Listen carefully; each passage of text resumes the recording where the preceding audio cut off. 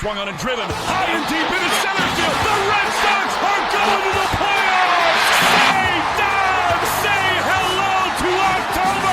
It's gone. It's into the bullpen. This game is tied. This game is tied. Strike three called. 100 miles an hour. His 11th strikeout. Dale winds. He fires.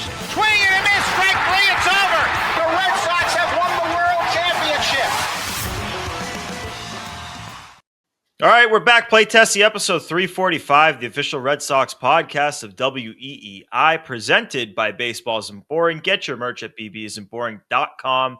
Subscribe to Play Tessie wherever you get your podcasts and rate 5 stars, and find us on the YouTube channel. Find the videos, subscribe there, hit the thumbs up, and then find us on the socials, Twitter, Instagram, TikTok, at Play Tessie. Follow us there. Sox split a series. They finally won a game where the starter didn't go 6 innings, where the starter didn't throw a quality start. They split the series with the Tigers, and to be honest with you, I felt like a split was maybe the best, not the best case scenario, but it was what you could have hoped for going into the series. Facing 2 of the top 5 left-handed starters in baseball, it was going to be tough. Just with this Red Sox offense, how they are set to go against left-handed pitchers, it was going to be tough. They won the front game, they won the back game, and to me, that results-wise was what you could have hoped for. And in the end, when they lose games, it feels like, man, the world's ending, because we see how bad it can be when they lose games. And when they win games, it's okay. They're staying afloat for today. It's like a survive and advance to the next day, to a point where hopefully we can get this team to win games more consistently. Like, considering they've won, 7 of their last, 12 games or something? I'll find the number. But like they've done better results-wise than you would think, considering the discourse after every single loss, which I'm not even saying is unfair. Like, it is fair.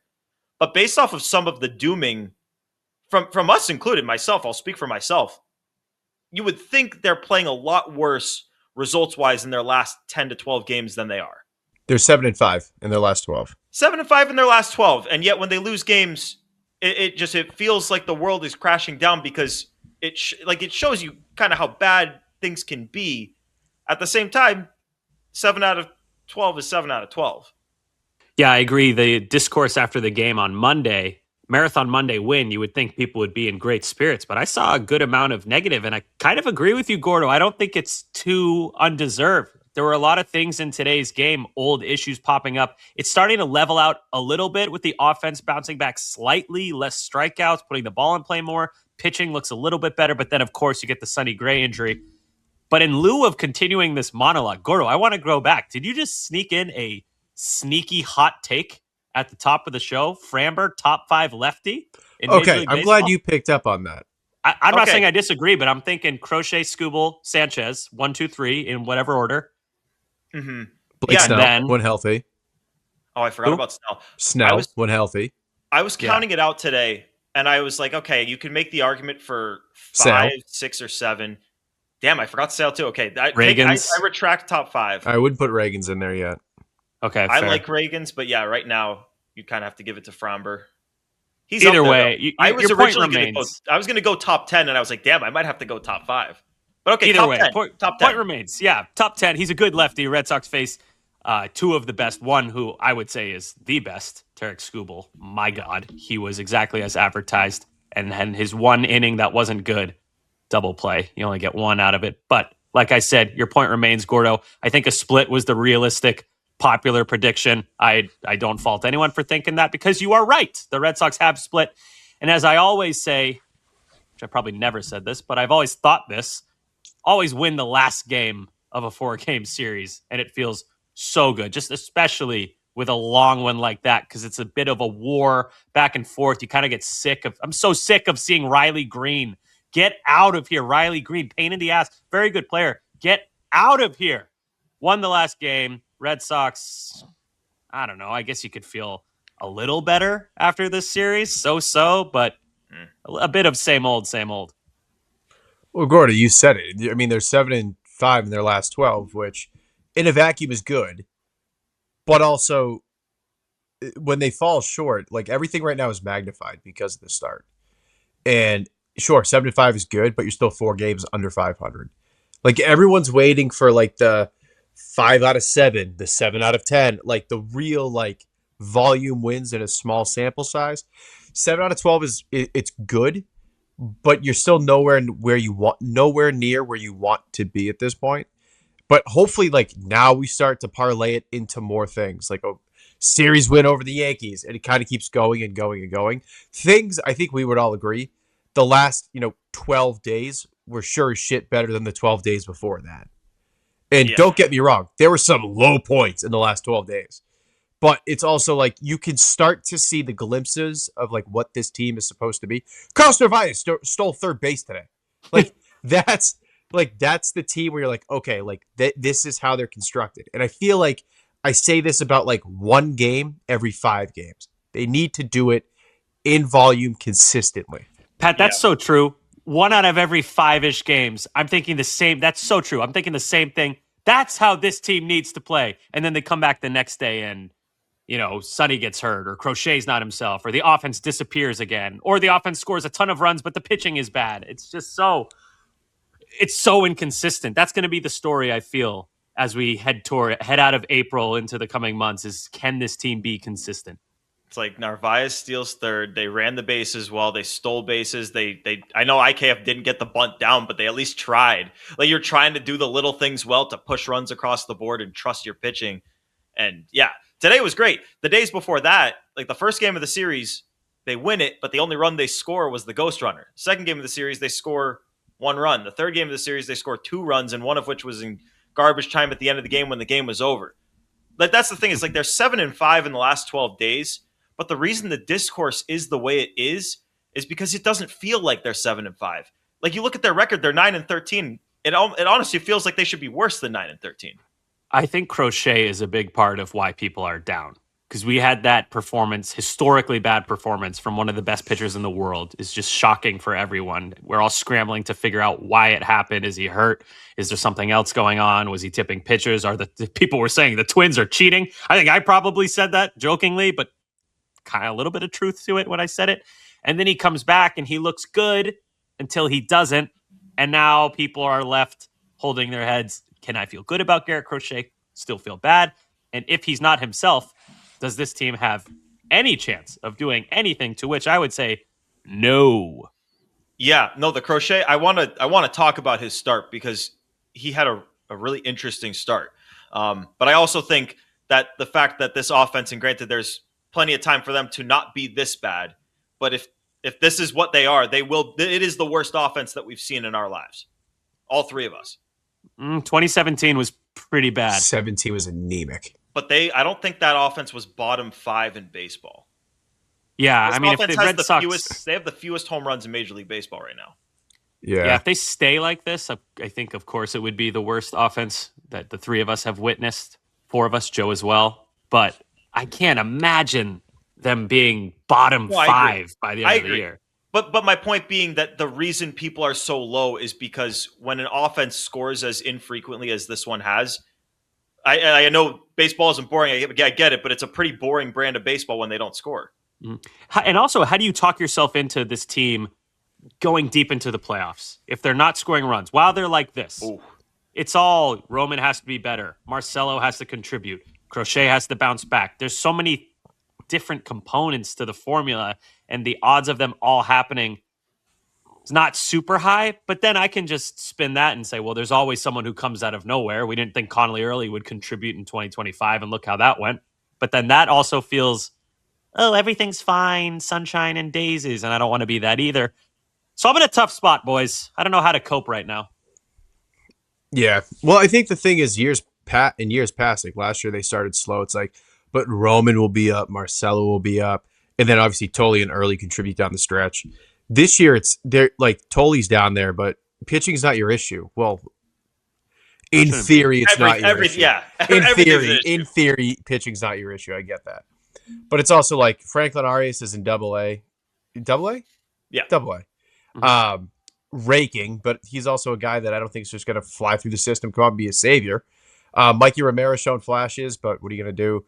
Campbell's starting to turn a little bit of a corner. Like, it's all like depth pieces offensively that could come up and maybe contribute at some point. It's not your Roman, your Marcelo, you don't have those pieces. So right now you have what you have. And unfortunately, what you have stinks. So there's going to be things that are going to change. Roman will be a more consistent hitter. Durbin will not hit 160. Narvaez will be a more consistent. There's going to be growth offensively, and that's why I feel okay about the offense. I'm not confident that they're going to start hitting a ton of home runs, but I do think across the board there's going to be a step forward as a team where they're at least plating runs in competitive games. Mm-hmm. But it's just so frustrating that right now the offense is anemic. Crochet's not Crochet. Sonny's hurt. The sky's falling. Rangers is savage. I think another thing adding to the frustration, or maybe not the frustration, but the dooming, despite the team playing okay right now, is when something bad happens, and we go over the examples I gave of ways the Red Sox can get out of this rut. They're all internal options because nobody has any faith in Craig Breslow pulling off an in-season trade. So even if you're not consciously thinking about it, a lot of Red Sox fans, when they watch this team, in their heads, they're probably thinking, the team is the team. Nobody's coming to help from a different organization. It would have to be internally. And that just makes it so much harder as a fan to talk yourself into this inconsistent team getting on a roll and becoming a playoff team and then going deep into the playoffs.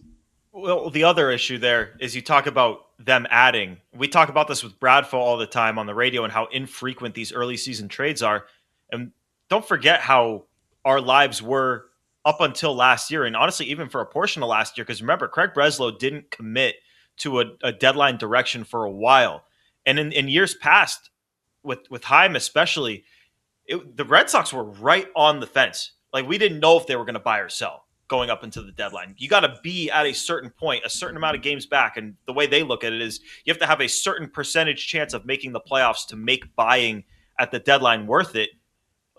Talk about wanting to make a deep playoff run, talking about wanting to add at the deadline. You have to put yourselves in a position to get additions at the deadline before we can have those conversations. You have to put yourself in the postseason before we can talk about how can this team actually win games in the postseason. And all of that starts with winning more games now. And I have to stop myself from going nuts here because, again, I have to keep reminding myself they're 7-5 in their last 12 games. So, yeah, they started out 2-8. When they lose games, you watch it and it looks terrible. And you look at the stats of the whole season and where they rank offensively, and they're in the bottom 5 to 10 in everything. And including a lot of the pitching stats. Everything has been bad. But, again, 9-13, 7-5 in their last 12 games. The results, they're not dead. As Crochet said, you don't get eliminated from the postseason in April. So there is time to right the ship. The question to me, it's not about the hole they've dug. It's about, do they have the pieces to get themselves to a point where, hey, we're at the trade deadline and this player that we maybe didn't think was going to become available became available, and we are in a position where we're not so far out that we can't pounce on that. You have to put yourselves in that position. It's basically we're back in 22, 23, 24. Yay! So one thing, Sammy, I think it was you said you have no faith in Breslow at the deadline. I don't either. I was thinking about this today. There were two names on the trade market that were under the radar, but pretty consistent and tangible in terms of the sources saying that they were talking about these two guys in trades. The two guys were Jose Soriano and Dalton Rushing.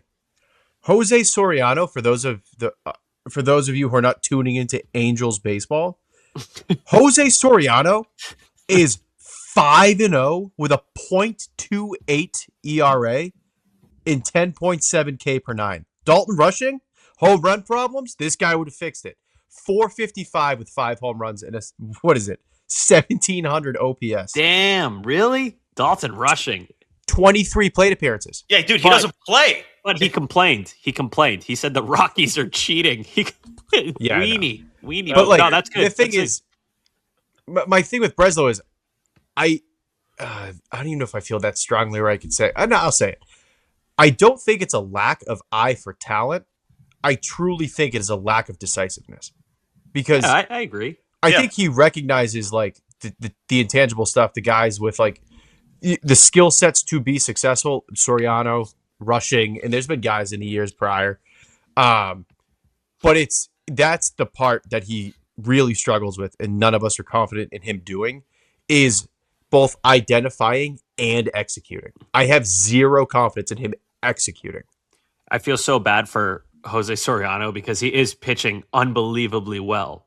But like you said, he's on the Angels and he's a double Tommy John guy. So I don't think the Angels are going to get the value they want for him, which means he's going to be stuck on the Angels forever and ever and ever, just like Mike Trout. Oh, I didn't know he had 2. Oh my God. Yeah. He's nasty though. I mean, he's doing good. well. He's been unreal. But let's talk a little bit about the Sox starters. And I know he didn't go first, but I feel like we should start with Crochet and the way that start went, because obviously following the Twins start, and to Crochet's credit, I was talking about this with Bradfo on the radio. How many guys have that bad of a start, like the Twins start, and are willing to talk? We're going to talk to the media after the game. We're going to make light of the situation. We're going to talk to the media when we get back to Fenway the day before my next start. We're going to talk to reporters on the side. And man, he like takes it on the chin.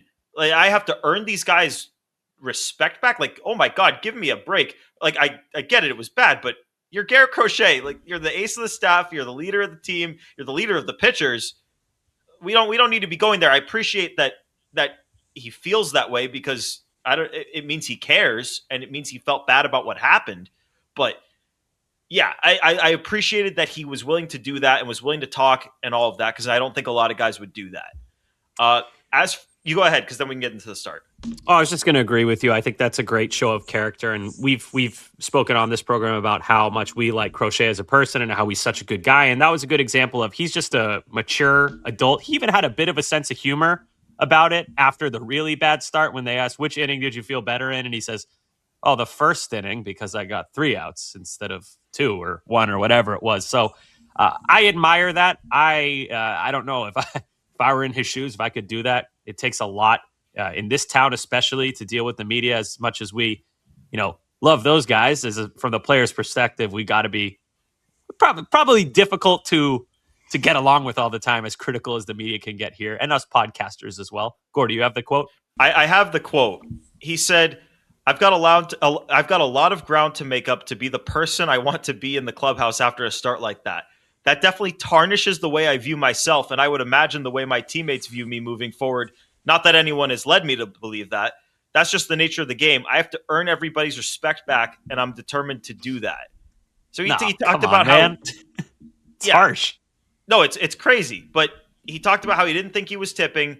He thought he was becoming too predictable, and then he, I guess, kind of took that back after the start because he ended up throwing basically the same amount of fastballs, like the four-seam cutter-sinker combo, as he did the previous start.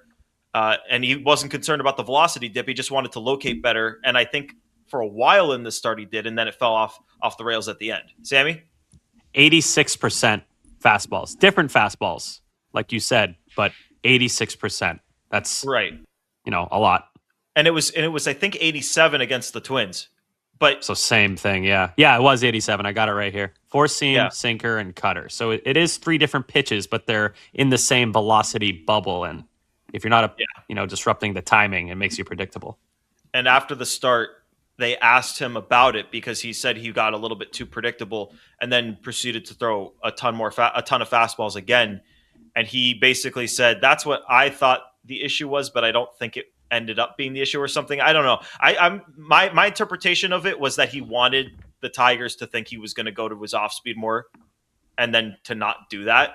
That was just a guess. Because maybe. I mean, he said those things. It was it was 2 days before his start, and it was, I think, 2 or 3 days after the Twins start. Yeah, but Gordo, my response to that would be, you're Garrett Crochet. Don't think about what the other team is thinking. Play your game. It's like the other thing, Pat. Go ahead. Well, no, I was gonna.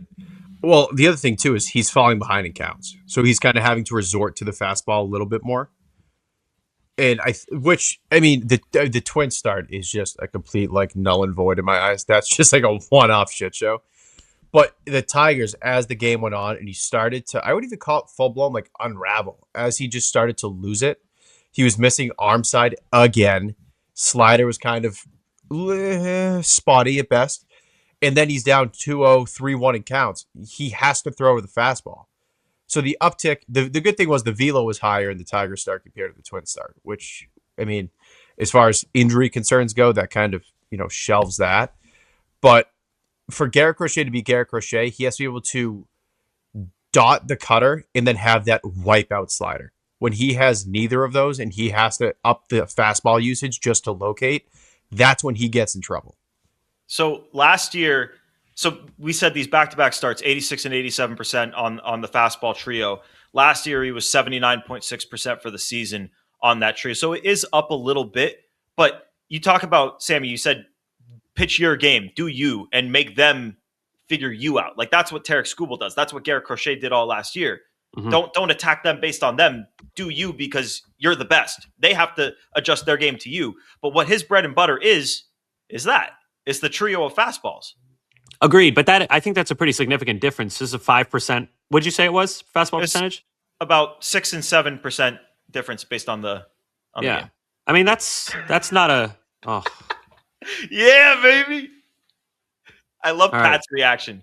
Thanks for tuning in, everyone. Follow us on YouTube, and the show's over. This is the last episode. Yeah. No, 6-7 sucks. Also, 6-7 is taking away shine from 69, which is the actual funny number, not 67. Thank you. Continue. Loomer had a couple of 6-7s over the weekend on the broadcasts. I didn't even watch. I was at the game for Monday, so I don't even know if he did it again. But I believe Saturday and Sunday, back-to-back days of 6-7s on the broadcast. Loomer, no more doom scrolling. That's where you see the 6-7s. We don't want that. Yeah. But, okay, a lot of people because talking about the start, it fell apart. 4 2/3, got there, felt good.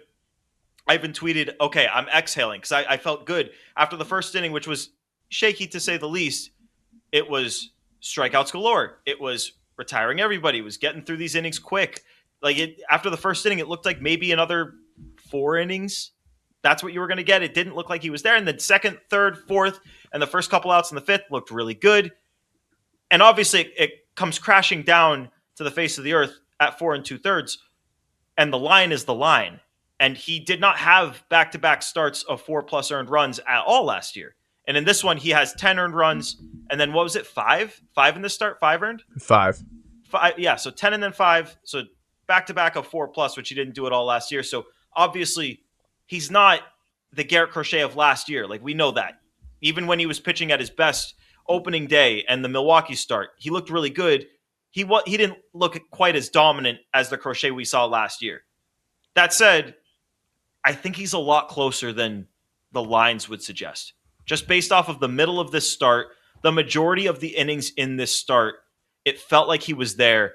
I don't know if he ran out of gas or something. Because remember in Milwaukee, that start was brilliant, and he ran out of gas at around 95 pitches there. So I don't know if that happened again. But I was encouraged. I know it's not what we got used to last year, but I'm not. I'll doom about a lot of things with this team. Garrett Crochet, I'm not there. I actually felt pretty encouraged. How many times did he go through the lineup? I'm checking right now because this goes back to being predictable. If you're throwing close to 90% fastballs and you see the lineup for a third time, I mean, that's kind of where you start to think maybe it's a pitch mix thing. There's a lot of different ways you can look at that one. But you can look at the highlights, though. The home run, it was down the middle. It feels like a command thing. And they were talking, Alex Spear had an article that he wrote on it this is the type of shit that goes way over my head. But the biomechanics stuff, remember Lucas Giolito last year talked about the skeleton imaging they showed of him. I think they're doing some of that with Crochet, and they've identified some stuff. And I don't know how quick of a resolution it is. For Giolito, it was really quick. But I don't know if that means it's quick all the time. I'm with you, Gordo. Someone posted side-by-side videos the other day. I forget what account it was, so apologies if you're listening. Posted side-by-side videos and the caption was something like, "You can clearly see the difference between 2025 and 2026 Crochet delivery." I watched this video 20 times. I'm thinking, where's the difference? What am I looking at? It has to be the smallest thing ever. And I think it was his glove is tilted slightly different. I don't know, something crazy small, but that's why they have those machines, that the bone filming machine that shows you your skeleton and manually points out the differences for you, because the human eye just can't see that type of stuff. So hopefully that's what's going on, and the Red Sox are onto something, because I agree with what you said, Gordo. It definitely was more encouraging than discouraging to watch Crochet pitch. There was more good than bad, and just ran out of gas or became too predictable. It's a matter of figuring out which one of those it is. So, Gordo, to your point of him being closer than the numbers would suggest in terms of him in his, last season, without the twin start, his ERA is 4.4, and he's still striking out 11.3 per 9. So the 4.4 is obviously, significantly higher than it was last year. Astros, he lit up 5. Detroit, he lit up 5. The 11.3 to me is what's interesting, because he didn't strike out a single guy in that Minnesota start, did he? No. So, and granted, a K per 9, he didn't really pitch deep into that game, but the strikeout stuff is still there. It just comes down to execution and location. Like, that's his thing right now, because the Cincy start, he was phenomenal. The Brewers start, he was great. The Astros and the Tigers games were very, very similar. He started off really good, fizzled out, lost control, and then he just got, teed off on once he had to go back to the fastball. So it really is all going to boil down to his ability to locate. That's the story with Crochet so far. Yeah, I 100% agree. And Pat, your point about the K per 9 is really good, because, last year led the league with 11.2 K per 9. This year so far, including the Minnesota start, it's 11.3 K per 9. So, and I guess the Minnesota start was only 5 outs, but still, like he was getting swing and miss. He was getting strikeouts. It was the location, and he is getting punished for mistakes. And when you get behind in counts and make mistakes down the middle, when you're behind in counts, that's when hitters are going to attack. And they've taken it to him back to back starts. Guys have taken him to the woodshed. I just don't feel like I would think I would feel having watched starts where he's allowed 10 earned and then 5 earned. And I feel like we're right there. Well, it's because you ask what's wrong with him. And if he's not hurt, then it's what we've discussed. And these are all fixable things. It's Garrett Crochet. And we like to say this pitching pipeline, these new pitching coaches the Red Sox have, we believe in them, whether, various degrees. I know some people less so nowadays with how the pitching staff looks, but point remains, they should be able to figure things out. And I do think this was more encouraging than discouraging, but you're not dancing in the streets. Garrett Crochet is back. It's just a little nod. Okay, right track. And the velocity, I'm going to try to pull up exactly where it stood, but it was good. It was in a good place. And if we're going to talk about guys, like what would concern me, if your velocity's down 3 miles an hour, 4 miles an hour in a start, then I'm going to start looking like, okay, what the hell's going on? But let me see. I'm trying to figure it out. I'm trying to find the date. Player breakdown, go down to Crochet, fastball. Yeah, basically in line with where it's been this year. Four-seamer was, it was basically all the same. Basically all right there. So, what was it sitting at? Four-seamer was 96, sinker 95.3, cutter 90.9, which... Okay, yeah. Yeah. It's barely down. Yeah, and he even after the twin start was like, 1-2 miles an hour, whatever, it's negligible. Like, it's nothing. And I tend to agree with that. And it was back up in shit weather. It was back up to where it was in terrible weather. Like, people didn't even think that game was going to get played. Yeah. Yeah. On the other side of things, Ranger Suarez. Oh, my God. Second straight start. Second Stud. start. 8 shut. How many? Was it 3 base runners? 4. Have that 2 right? hits, 2 walks, I think. 2 hits, 2 walks. Not. Was it 4 Ks? I'm just pulling the start off memory. Yeah, 4 Ks. 4 8 Ks. innings, 2 hits, 2 walks, 4 Ks. And not just any 8 shut. Like it's one thing to throw 8 shut when your team puts up 8 and you're just cruising. These are high stress innings. You let up 1 run, you lose the game. The Sox didn't score until the 10th. They needed every one of those innings. 93 pitches too. You know what I said? And you guys might have seen this, so sorry if it's a repeat. That Ranger Suarez start was like a Floyd Mayweather boxing match where Floyd never did any massive power shots where he'd just be swinging for the fences. He was just the most technical fighter you have ever seen in your life. Like him or not, you can't hit him. You can't even point to what makes him so good. You just can't hit him. He's not even hitting you that hard. That's like Ranger Suarez. He's not blowing you away with Garrett Crochet level heat. He's not throwing some massive looping curveball or some crazy pitch. He mixed and matched beautifully. 26 sinkers, 25 changeups, 17 curveballs, 15 cutters, 10 four-seam fastballs. That was a masterclass. Yeah, dude. When he is on, it is such a joy to watch because he just puts the ball wherever he wants. And he is ethical and he is efficient. The two of those things, like, it's funny because he's almost the polar opposite of like peak Crochet in the sense that Crochet's a power pitcher. You know it's going to be fastball, cutter, sinker, slider, and you still will not hit it. Ranger's the opposite. He's just going to float 91 in there, dot it up, and just change it up. You never know what pitch is going to come, and it's going to be pinked. That is why Ranger Suarez gets $130 million. Yeah, and that's why AC says when he executes, he's the same guy he's been, and it shows. When he wasn't executing, pitches over the middle, guys were attacking him early in counts. I mean, he got hit.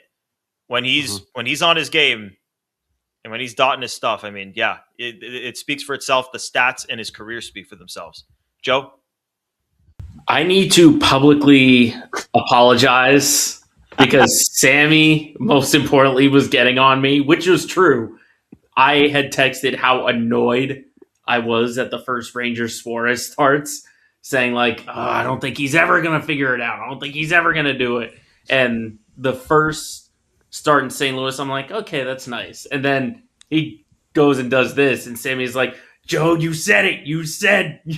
And I will admit, I was a little bit out on him at the beginning. So, Joe, since you said you were concerned he wasn't going to turn it around, he's thrown 13 consecutive shutout innings. That's amazing. Good. I'm just going to I'm going to keep being concerned. Then, how about that? Yeah. Every time something little happens with Ranger, you got to be like, he's done. Career over. I have the direct quote. Saturday, April 11th. I'm getting very annoyed with Ranger. I'm finding it harder and harder to believe he'll, quote, figure it out a third time through the rotation. He has thrown 13 shut and been probably the best pitcher in baseball his last two starts. Oh, the next time we go to Fenway, he's going to be the first guy I find, and I'm just going to look at him and say, I'm very sorry. He's going to be like, I don't know what that guy's talking about, but yeah, hey. Yeah. Thanks. Hey, by the way, one more thing on Ranger. This is something I think is cool the way he works. He's got a 20-mile-an-hour difference in this game, I should say, on Friday. His slowest pitch was 73.9, fastest pitch, 92.7. So right around 20-mile-an-hour difference. That's pretty sexy. And if you play any MLB The Show, you know how impossible it is to hit those guys that throw even just mid-90s. But if they've got that low 70s changeup or curveball, Trevor Hoffman, the challenge mode. John Donaldson. The challenge mode we were doing, Gordo, when we were out in spring training, you had your switch. It was Ranger Suarez versus like Jeter Downs, and you needed to hit a home run. It took us hours. Yeah. Can you imagine how long it would take Jeter Downs in real life to hit a home run off of Ranger Suarez? Probably several years. We got to figure out who Jeter Downs hit that home run in Yankee Stadium off of. It might have been Cole. It was. Wasn't it Garrett Cole? I thought that was like a whole, or am I thinking of Casas? No, I mean, I think you're probably right. I think it was Cole versus Sale, and that was the day that Sale got his hand taken off. Oh, that's sucked. Oh, yeah. I was there, dude. That was brutal. I was sitting like 6 rows behind Spike Lee. We your didn't fault. have tickets there. We just sat there, and just no one came. It was It was off. the whole game. It was off Garrett Cole. I have it right here. Well, That's good for awesome. Jeter Downs. If he can hit it off Garrett Cole, he can hit it off Ranger. Give him time. Sonny Gray. Gonna miss him. Yeah. It's so funny. When I was in studio with Bradfo, we were talking, I forget if this was on air or off air, but we were talking about how every single thing that could go wrong has gone wrong for the Red Sox, except for the fact that from opening day, because I made the point, well, they lost Romy. He says, no. From when they took the field on opening day, they basically have lost nobody. It's Slayton. They've lost Slayton. That's it. No starting pitchers, no regular position players, nobody. Everything else has gone wrong, but not that. And then wouldn't you have it, the very next day, Sonny Gray, it's a hamstring thing. As we're recording this, they don't seem concerned. He's being put on the IL, and he's being put on the IL quick before an MRI. So obviously that tells us it's something. And I think we've talked about this probably 15 straight podcasts at this point, but you can't trust a word they say, including the players, when they talk about severity of injuries. It's great that Sonny Gray has had these injuries before and thinks this one is less severe than the ones he's got. But considering their pitching depth is already in the gutter with Cutter, with Sandoval, with Huberstein, who else is hurt? There's another one. Who's Cutter, Sandoval, Huberstein, Oviedo. Oviedo, thank you.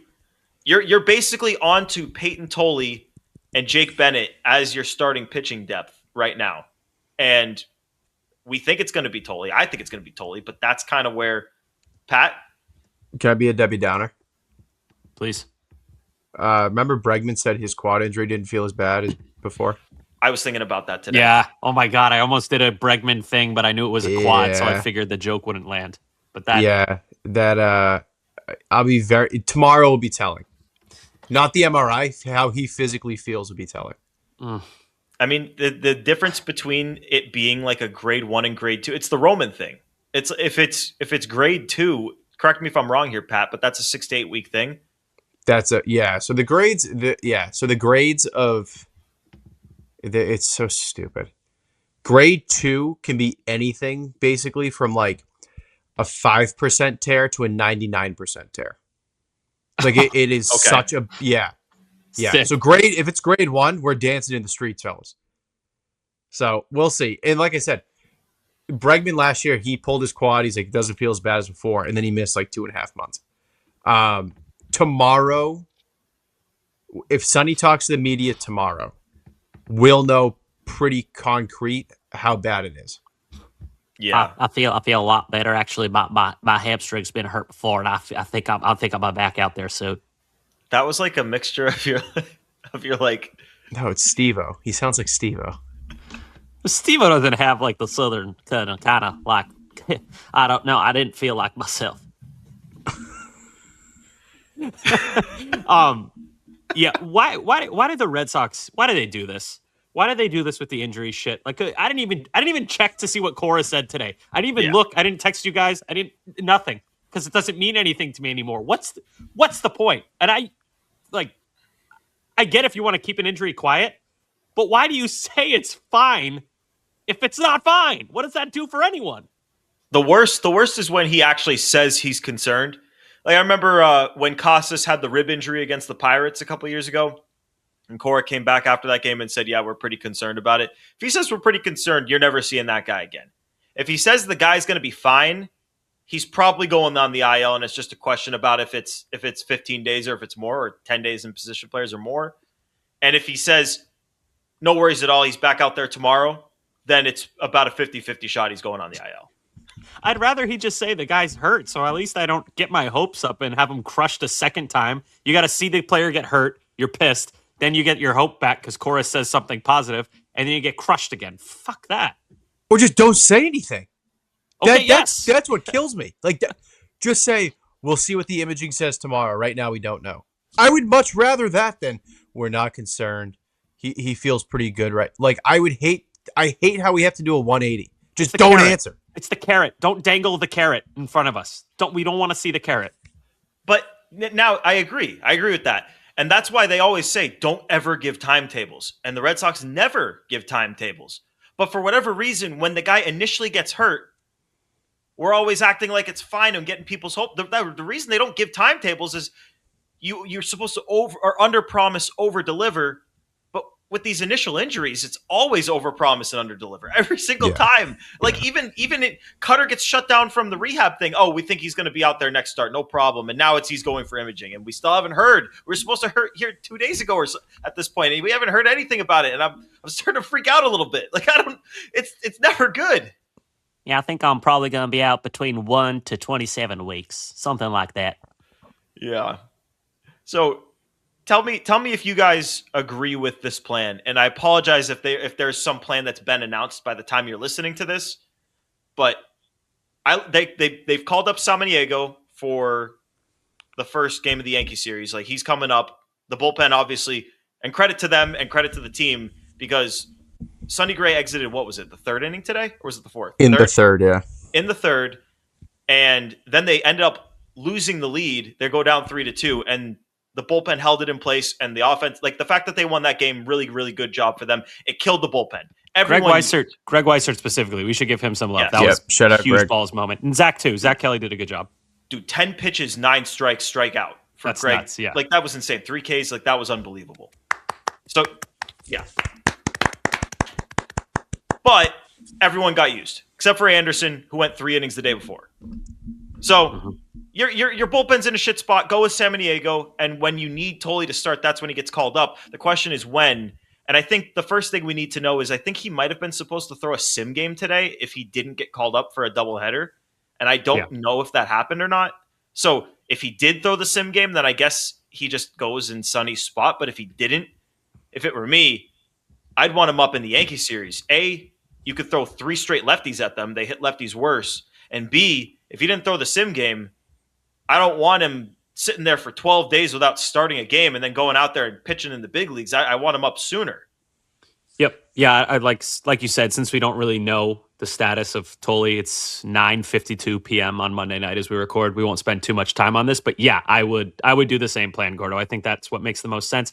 And if you're not going to do that, kind of the same thing, but with Jake Bennett. Those are the 2 options as far as I see it, aside from a bullpen game, which doesn't really make sense after today. Yeah. Yeah, if I'm them, I'm putting Toley. So tomorrow's what, Connolly? Yeah. Yeah. So I'd go Connolly, Toley, Ranger. Or go Connolly, Ranger, whatever it is. I would throw all 3 lefties. A, Gordo, like you said, the Yankees have trouble with lefties.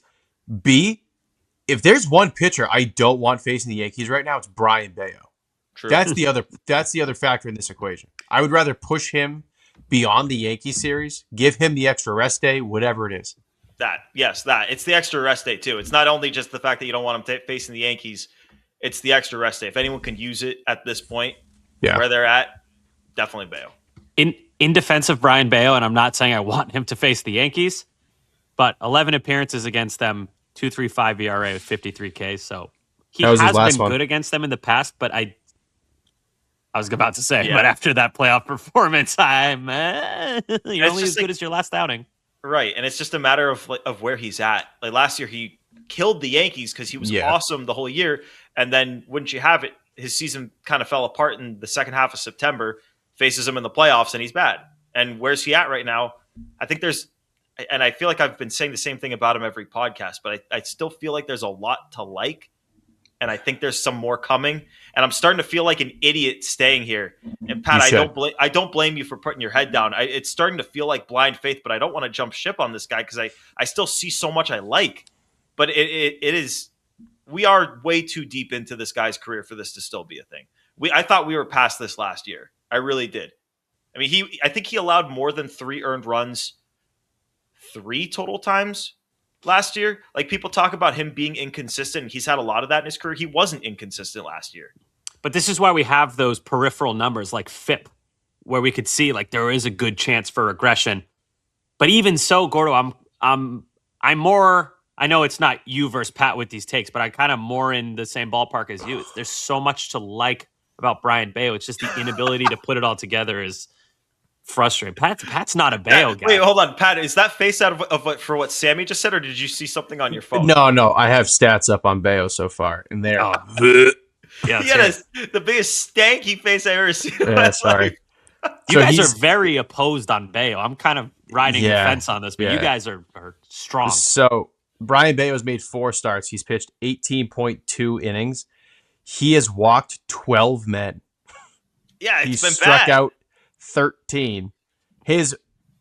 Oh my God. Dude, he's been so bad that the 12 walks is lower than what I thought you would have said. So his whip, oh God, do I even want to look at it? His whip is 1.93. Oh, dude. Yeah, he almost has a 2 whip. yeah, dude. It's bad. Oh, It's real bad. It's weird because he's getting swing and miss, but he's still not finishing guys off. But there's a combination of two numbers that have me staying on board this guy. It's 33 and a third whiff percentage, over 55% ground ball rate. Like that's So this is what is so confusing. He's getting, Gordo, correct me if I'm wrong, but I think he's getting the highest whiff rate of his career so far this year. I believe you have to be right. There's no way. He's Okay. So he would set a career low for strikeouts per 9. Yeah, it's crazy, but that's why I'm saying, like, if he's you're walking. You're He's walking 5.8 per 9. His hits per 9 is 11.6. but go back to the strikeouts. If you have the highest whiff rate of your career, there's no way that your strikeout rate can be a career low. Like that, those numbers will get closer. Like the strikeouts will regress upward to the mean that his whiffs say they should be at. You would think. I don't want to make any assumptions with this guy because he's the biggest enigma of a I've starting been pitcher I feel like thinking we've for seen 4 fucking years, Gordo. no, I don't think he's an enigma. I think he's just this is what a number 5 starter looks like. Like a guy with upside who can't put it together. Sometimes looks good, sometimes looks bad, but he's in your rotation and it's okay because he's your 5th guy. I'm going to pull up the fucking receipts when I said Brian Bayo was a 5. I got tar and feathered by you two. Say 4. I usually say 4 or 5 with the upside of a 3. I'm pretty consistent with Bayo. But right now, 5, yeah. Pull him up. Despicable. Right now, he sure as shit is the 5. Pat, don't be careful pulling receipts. You've fired the entire coaching staff in mid-April, so I've got receipts too, buckaroo. Sorry for the language. It's fake news. It will be interesting if Tolley, if let's say Tolley gets 3 or 4 starts waiting for Sonny Gray to come back, and what if he's great and Bayo continues to do this?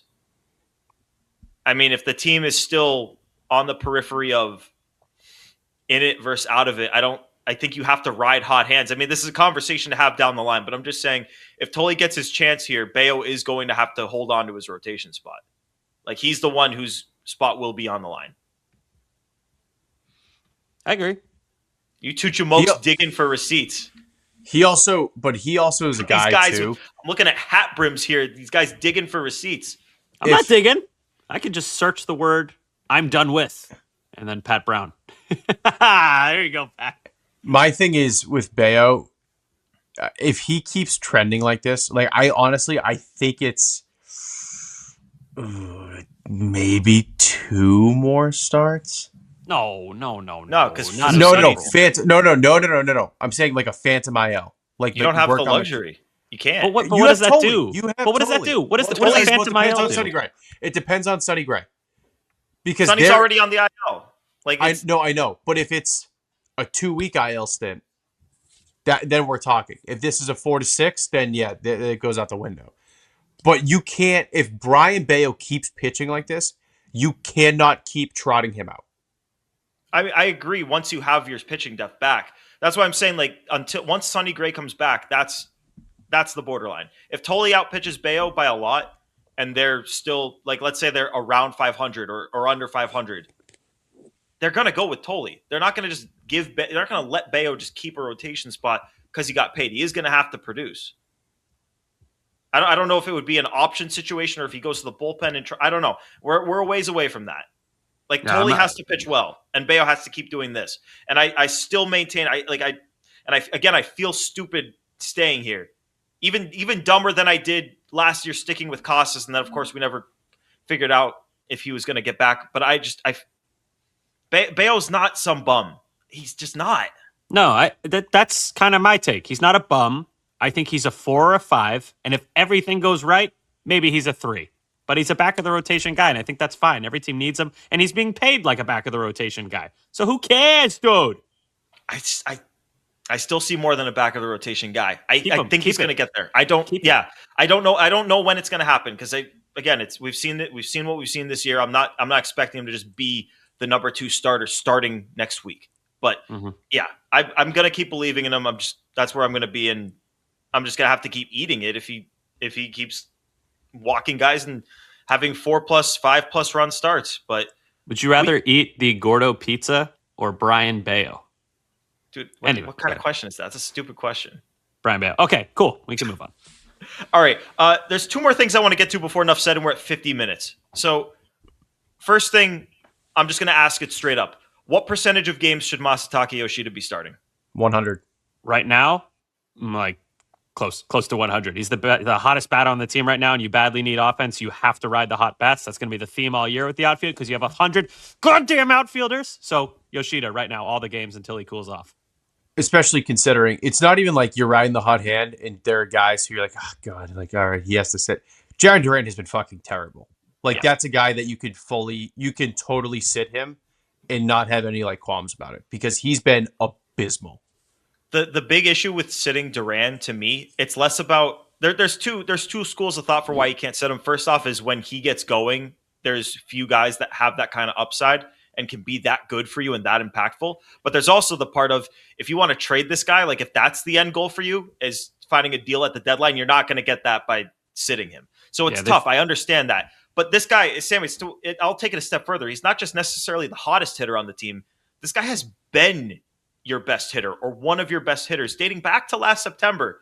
When he's been on the field, when he's played, he has hit. It doesn't matter if he starts, if he's pinch hitting, if he hasn't played in 4 days. When he plays, when he gets in at bat, shit gets done. Even in the game, like I forget which game it was. He hit a ground ball and it could have been game winner. I thought you were talking about the game. That too. Yes, that too. Yeah, and today he was great on Monday, on base 4 times, 3 hits, and got walked. Like that's yeah.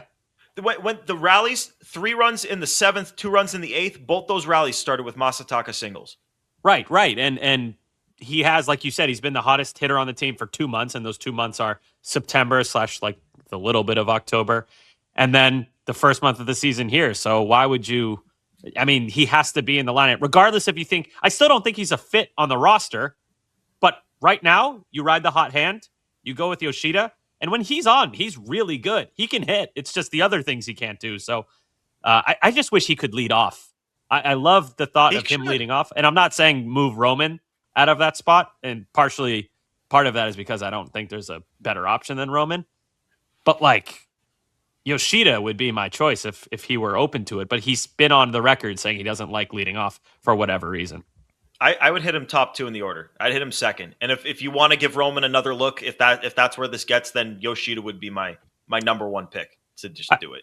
I like him 4th where he was today, considering the other guys. It was Roman, Contreras, Abreu, Yoshida. I think that's if you want to flip him in Abreu and hit him 3rd, sure, whatever. But I think that was solid. And Cora did not split up the lefties, and the offense played well. Holy shit, pigs are flying. Put your top 4 hitters in the lineup as your 1, 2, 3, and 4 hitters. Wouldn't you have it? Good idea. Brain blast. Yeah. I the thing with Yoshida, especially again, I'm not advocating for Roman to move off of leadoff because I think long term that's where he kind of winds up. But the quality of at bat that you get with Yoshida is so elite that even if he's gonna put the ball in play, and granted, more times than not, it is a rollover to second base. But if the lineup turns over, Yoshida's at the top, and he can work a walk, get a run in by putting a ball in play like he did on Friday. Like the Yoshida is a really, really good leadoff candidate just because of what he does, his approach, and his style at the plate. I think for the time being, Yoshida should be the leadoff guy. And then I think hitting 2, I wouldn't go back to Story. I don't love Durbin. For the time being, I think I'd go Cedon. I think. Or you could go Contreras. You could go. But and then you have Roman 3, and then you kind of figure it out after that. But to me, the conversation starts and ends with Yoshida playing 90% of games. Yeah. Before we even get to order, I mean, the guy, he's hitting 324 on the year. Walk rate through the roof, hitting the ball hard. Yeah, he's not hitting the ball out of the ballpark or anything, but when you hit the ball hard, you open the door for that possibility. Like if you hit the ball at a better angle, it's going to go. Doesn't K either. This team strikes out way too much. He doesn't do that. So it's like Cora rewards Durbin and puts him at the top of the lineup because he's not chasing, and he rewards Connor Wong giving him starts over Narvaez because Connor Wong hits. Yet when Yoshida hits, and you have an outfielder struggling as much as Duran, it takes so much just to get him in the lineup. And I like to think that it's going to change soon because I really don't think you can avoid it any longer, especially like if the offense was a top 10 offense, regardless of who you put out there, by all means, put your dudes out there. But when you're bottom 5 and you got a dude who's clearly a top 3 hitter on the team, he has to play. There is no excuse to not play him. If the opportunity presented itself, would you guys trade Duran for less than he's worth just to get rid of the logjam and get like a prospect or a bullpen arm or something, some decent return back? Would you do that, or would you hang on to him for a little bit longer? I would move him now because I think he's not going to play, or he shouldn't play a lot more, and it's only going to crater his value even more. Call me crazy.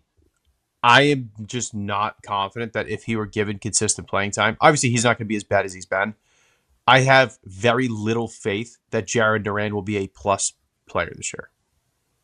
I wouldn't go that far. I still think he should be that if given the playing time and consistent role, all that. Sammy, to your question, it would depend on the return.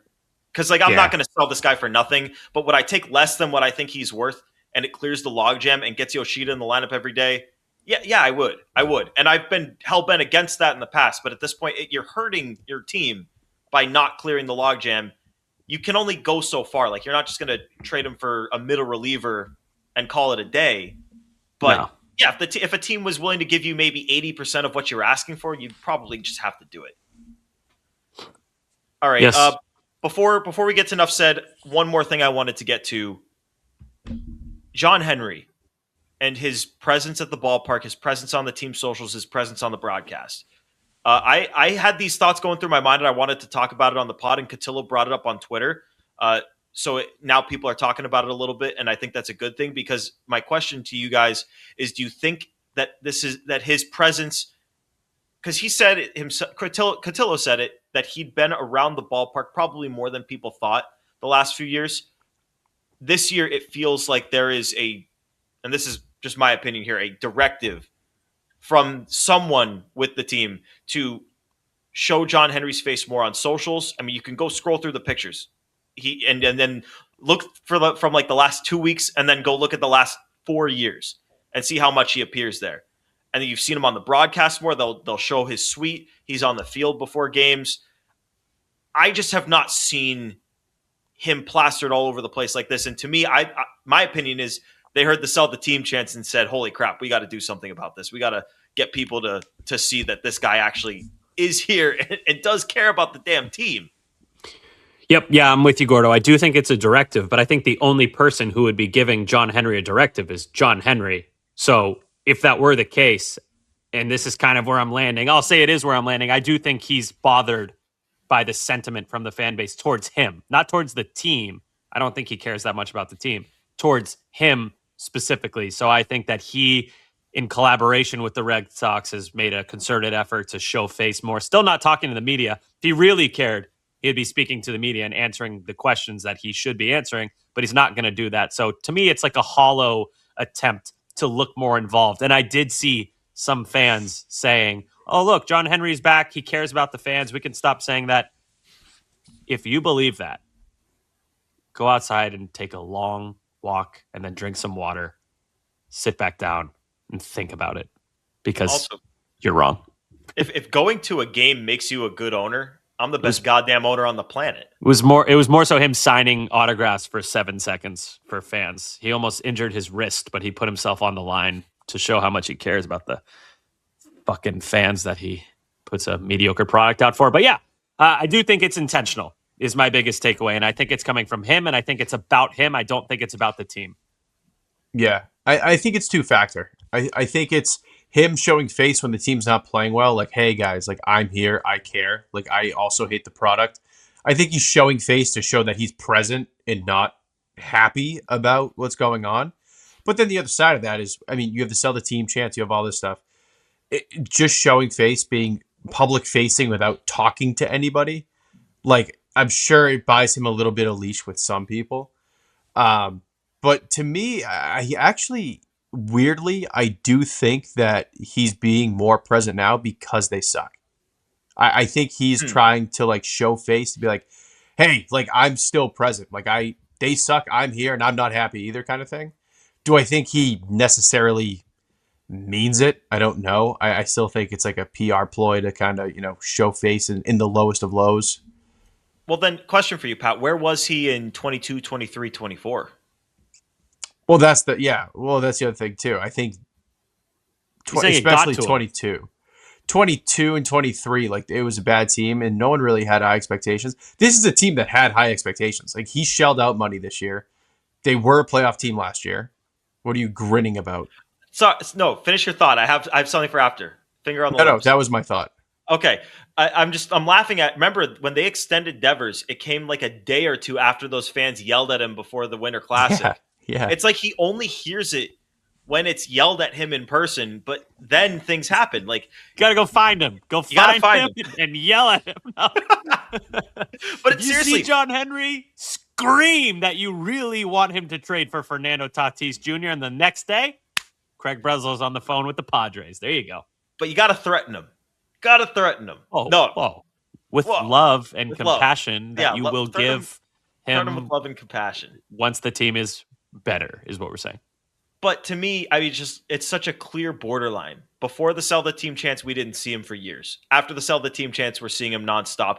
I imagine it going something like he hears the sell the team chance, and then he starts asking the high-ranking executives with the team, like, why are they saying this? Right, but my thing that pisses me off, he's like other super rich leaders and other different venues, is he cares about himself. He's mad about his image. If he cared about the team on the field, they would be a lot better than they are right now. And that's why I don't want anyone falling. Don't eat the garbage. Don't eat the garbage and think, oh, John Henry's back. He cares again. Like, no. Until he's speaking to the media, traveling to go see free agents that he wants the Red Sox to sign, doing the shit he used to do when he was genuinely a great owner, I am not eating that garbage. Or just spend the money. I mean, to be honest with you, I thought he spent the money this offseason and during the season last year and last offseason to a degree. Like, just spend the money. I don't need some big Steve Cohen show. If you spend the money, you spend the money. If you spend the money and the team sucks, it's not on you. That's always going to be my take. If your payroll is high and your team's bad, look at the people that are in power. Kind of. I mean, needs nuance, but generally, yes. Yes, yeah, understood. He put those guys in power, but we could have the discussion all day, every day. Let's get to Nuff Said. Sam, you want to go first for Nuff Said? Yeah, this needs to be discussed.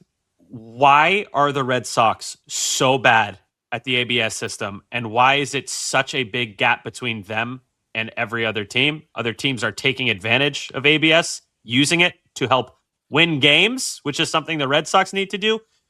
Why are they not prepared? Who does the blame fall on? And how do they magically get good at using ABS? Well, for starters, you could try to use it. Yeah, they don't even use it.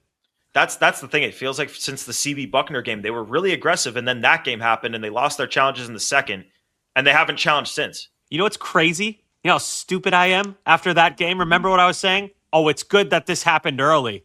So now they'll learn from it. It's good. It's good that it happened early, and now they're scared to use the challenges.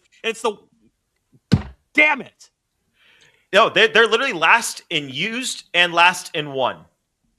They're and last even when they use it, they're bad. Yeah. No one gets hosed like Narvaez behind the dish. He must have 10 pitches that he's missed by less than 0.2 inches. Yeah, it's true. Yeah. But they also just don't use them on offense, which is crazy to me. Like Wilson had one that he should have challenged. Was that Friday? Saturday? Was it the Scooble game? I think it was the Scooble game. Yeah. So my question is, I tweeted about this, and everyone and their mother was putting, oh, this is Cora's fault. And now it's my first thought, too, is it's probably on the manager, but it can't just be the manager. Like, I don't know who to be mad at in this scenario. I know I'm mad about it. My first guy I think of is Cora, but Cora has a million other things to do. He's not learning ABS on the fly. He's got a coaching staff of 1 billion dudes. Like, it has to be a team effort here. It's all of them. How long? Yeah. How long has the ABS been implemented in the minor leagues? Was last year the first year or the second year? Do we know? Either one of them. Okay. My point is, it's a young team. Like Roman, Marcelo, I would assume probably Durbin. Like, there are plenty of guys on this team who this isn't new to them. Like, they know how this system works. And they just still don't use it. And then on top of that, you have guys like Wilson who are the elite of elite in strike zone recognition, not using it. It's from Ian Brown. This is back in spring training. Shout out to Ian. Where did this go?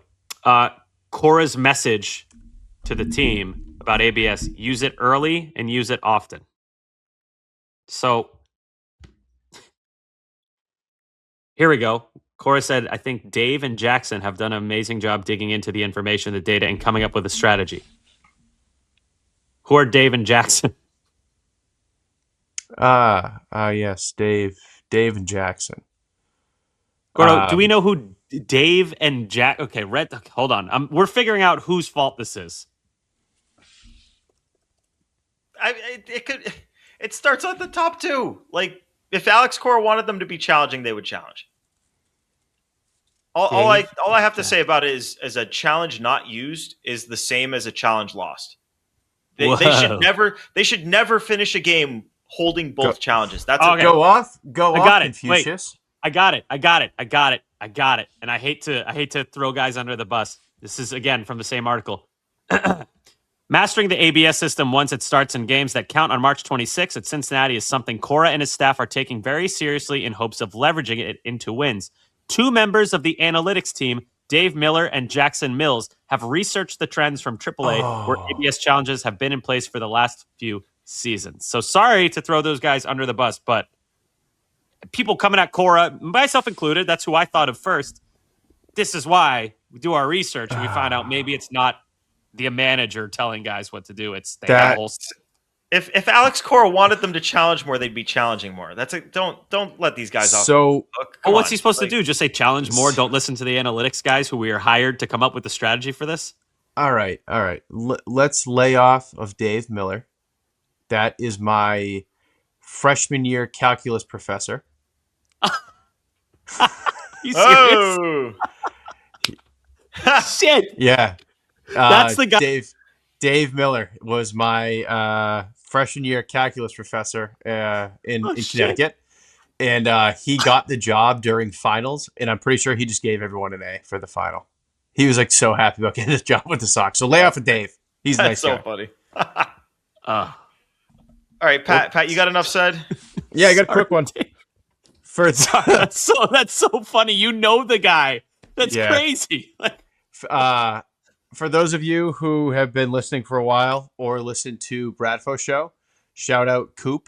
Coop got engaged over the weekend. Congratulations to Coop and Betsy.